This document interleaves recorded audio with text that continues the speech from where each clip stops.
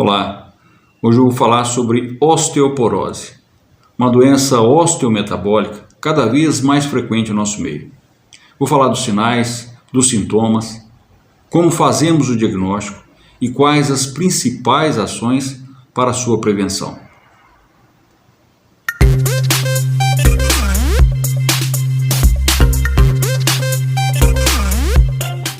Com o aumento da sobrevida, a prevalência da osteoporose aumentou significativamente na população. É a doença osteometabólica mais frequente no nosso meio. Ela causa uma fragilidade nos ossos que perde sua resistência e podem sofrer fraturas espontâneas ou fraturas em decorrência de traumas de baixo impacto, como um simples acidente doméstico.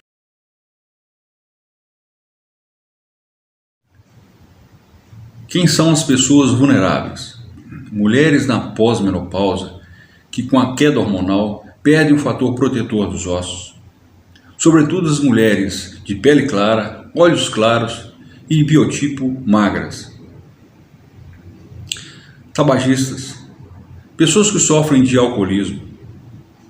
Pessoas que, em decorrência de doenças autoimunes, tiveram que usar por tempo prolongado corticoides, ou pessoas que usaram indutores do sono por muito tempo. Pacientes que ficaram por tempo prolongado acamados, desenvolvendo a sarcopenia, que é a diminuição da massa muscular, que acompanha a diminuição da massa óssea. Pessoas sedentárias. Pessoas que sofreram cirurgia bariátrica e não tiveram acompanhamento nutricional adequado e não fizeram atividade física após esse procedimento. Muitas pacientes são assintomáticas. Algumas descobrem que são portadores de osteoporose após o primeiro episódio de fratura. Uma queixa frequente é a dor nas costas, que é decorrente de fraturas, de microfraturas que acontecem nas vértebras, ocasionando, ao longo do tempo, deformidades nas vértebras e provocando a cifose, aquela corcunda característica de uma paciente idosa com osteoporose. Existem 3 fraturas principais e mais frequentes na osteoporose.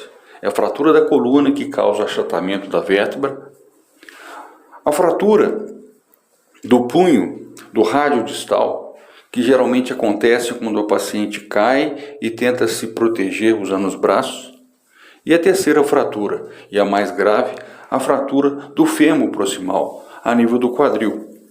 Esta mais grave, por ter indicação, a maioria das vezes, de tratamento cirúrgico.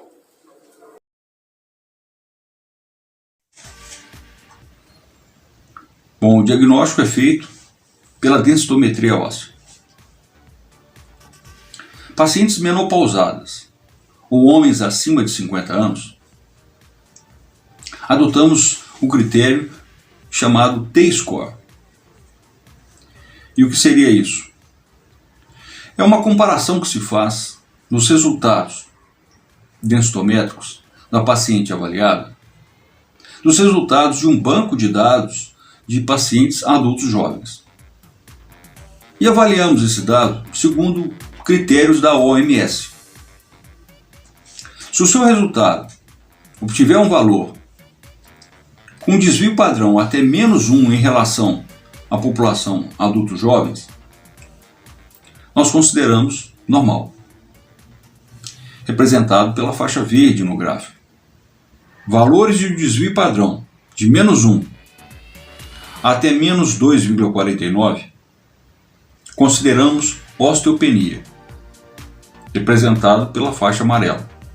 Valores de desvio padrão comparado com bancos de dados de pacientes adultos jovens a partir de -2,5, consideramos osteoporose. Se obtivermos esse valor e existir uma história de uma fratura prévia, consideramos osteoporose estabelecida. Para crianças, adolescentes, mulheres que ainda não chegaram à menopausa e homens abaixo de 50 anos, nós adotamos os critérios chamados Z-score. É a comparação dos valores do paciente com o banco de dados de pacientes da mesma idade e sexo. Bom, para prevenir a osteoporose, ou mesmo melhorar os seus índices densitométricos, é muito importante saber que os músculos e os ossos formam uma dupla inseparável. Músculos fortes resultam em ossos fortes. Portanto, o primeiro passo para a prevenção da osteoporose é uma atividade física regular, que seja dia sim, dia não. Mas essa decisão ela é fundamental. E a modalidade que mais aumenta a massa óssea é a musculação, que deve inicialmente ser acompanhada por um bom educador físico. Uma outra modalidade também muito boa para ganhar massa óssea e massa muscular é a caminhada, que deve ser preferencialmente ao ar livre, à luz do sol, mas se isso não for possível, pode ser uma esteira, pode ser dentro de um condomínio. O importante é que seja regular. A terceira modalidade física que eu destaco é o yoga. Existem modalidades do yoga que trabalham posturas de equilíbrio, posturas de força, que melhoram a propriocepção do paciente, prevenindo quedas, fortalecendo os ossos. Existe a yoga terapia hormonal, uma modalidade do yoga que trabalha especificamente o fortalecimento dos músculos e dos ossos, voltados para a mulher nesta fase. A ginástica funcional, qualquer que seja a atividade física que te tire da situação de sedentário, é benéfica para o ganho de massa muscular e o ganho de massa óssea. Uma outra ação para o sucesso na prevenção da osteoporose é a escolha dos alimentos. Hipócrates, o pai da medicina, foi o autor da frase que diz: faça do alimento o seu remédio. E na prevenção e no tratamento da osteoporose, essa verdade se confirma. Nenhum alimento é proibido, mas você deve ter uma alimentação predominantemente alcalina. O sangue tem um pH 7,3 a 7,5. Portanto, meio alcalino. Os alimentos acidificantes liberam na corrente sanguínea hidrogênio, os alcalinizantes bicarbonato, mantendo o equilíbrio alcalino do sangue. Quando você tem uma alimentação predominantemente acidificante, o sangue precisa tamponar aquela acidez. E com isso, ele passa então a retirar dos ossos o cálcio para ajudar no tamponamento. O sal, os conservantes e os alimentos acidificantes são considerados ladrões do cálcio. Aqui eu faço uma comparação entre os alcalinizantes e acidificantes na alimentação. Os alimentos industrializados, de uma maneira geral, com conservantes, são acidificantes. As carnes vermelhas, os refrigerantes, os alimentos ricos em xantinas, como o café e o chocolate, o sorvete, alimentos industrializados e as bebidas alcoólicas são acidificantes. O limão, poderoso alcalinizante, vinagre de maçã e todos os vegetais são alcalinizantes e, portanto, amigos do tecido ósseo.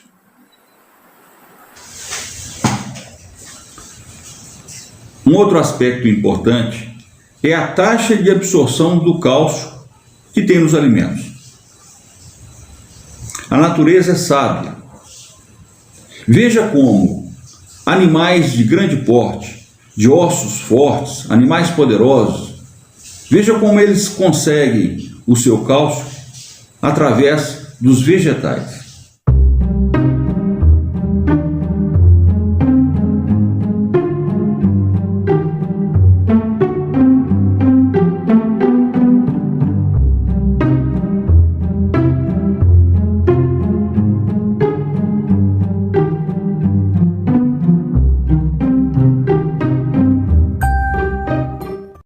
Veja nesse gráfico a comparação entre a taxa de absorção de cálcio entre alguns alimentos.